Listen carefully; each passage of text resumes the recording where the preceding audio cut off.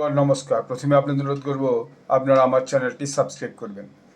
আজকে চীনের একটা খবর আলোচনা করব, যেটা আমি একটা যে বিভিন্ন সাইট সার্চ করার সময় গ্লোবাল পলিটিক্সের একটা সাইট থেকে পেলাম। সেটা হচ্ছে যে চায়না তাদের যে সিপিপিসিসি আছে সেখান থেকে 8জনকে বহিষ্কার করেছে। এই সিপিপিসিসিটা কি? সিপিপিসিসি হচ্ছে Chinese People's Political Consultative Conference. অর্থাৎ চীনে এই সিপিপিসিসির মাঝে মাঝে কনফারেন্স হয়, কমপক্ষে বছরে তো একবার হয়ই। এরা এই যে 8জন তাদেরকে বহিষ্কার করেছে এবং মনে করা হচ্ছে যে এদের বিরুদ্ধে কোনো বিশেষ অভিযোগ আছে। এবং এই 8জন হচ্ছে যে ডিফেন্স ফার্ম আছে চায়নার, সেই ডিফেন্স ফার্মের সঙ্গে মূলত যুক্ত এবং সম্ভবত তাদেরকে অ্যান্টি করাপশন এবং ডিসিপ্লিনারি চার্জেই তাদেরকে বের করে দেওয়া হয়েছে। এটা গত 25 তারিখ চায়না সাউথ চায়না যে মর্নিং পোস্ট, সেই সাউথ চায়না মর্নিং পোস্ট তারা এটা পাবলিশ করেছে।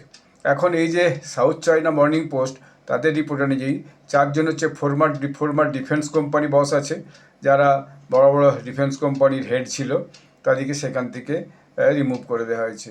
আর তারা এর বাইরে 4জন পলিটিক্যাল অ্যাডভাইস কমিটি ছিল, তাদেরকেও সিপিপিসিসি থেকে বার করা আছে। এটা একটা সম্ভবত অ্যান্টি করাপশন ড্রাইভ, যারা মিলিটারি এবং খুব উচ্চপদস্থ সেক্টরের সঙ্গে যুক্ত।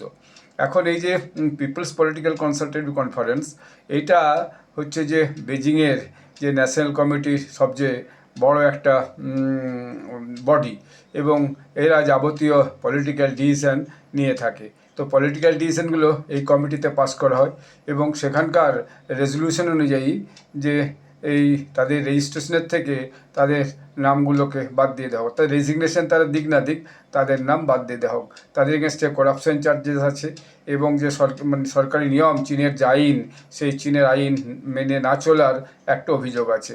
এবং তাদেরকে অ্যাডভাইসারি বডি থেকেও যে ফর্মার 4জন সিনিয়র এক্সিকিউটিভ মিলিটারিকে বের করে দেওয়া হয়েছে, তাদের নামগুলোও এসেছে। তার মধ্যে হচ্ছে যে জিও জিয়াংগু, former chairman of aero engineering corporation of China এইইসিসি।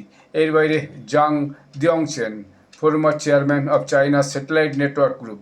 তো এইগুলো দুটো নাম এসেছে, বাকি সব নাম আসেনি, কারণ আপনি জানেন চীনের যে ভেতরের খবর, সেই খবর সহজে বের হয় না। কিন্তু এই সাউথ চায়না মর্নিং পোস্ট এই খবরটা তারা পাবলিশ করেছে, ফলে এইটা এখন একটা গ্লোবাল নিউজ হয়েছে। এইটা 25শে ডিসেম্বর মূলত পাবলিশ হয়েছে।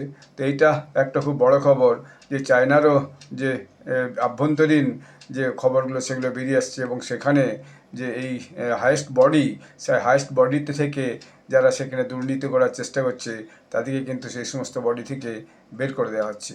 এইটা একদিকে জরুরিও, কারণ যদি দেশের স্বার্থে তারা যে সমস্ত মিলিটারি ইকুইপমেন্টস তৈরি হবে বা মিলিটারি ইকুইপমেন্ট সেল করা হবে, তার মধ্যে যদি তারা দুর্নীতি করে, তাহলে যে কোনো দেশের পক্ষে সেটা খুবই ক্ষতিকারক।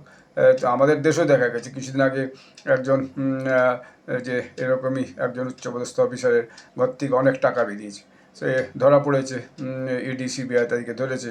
তো এরকম ঘটনা যে কোনো দেশের পক্ষে সত্যিই ক্ষতিকারক।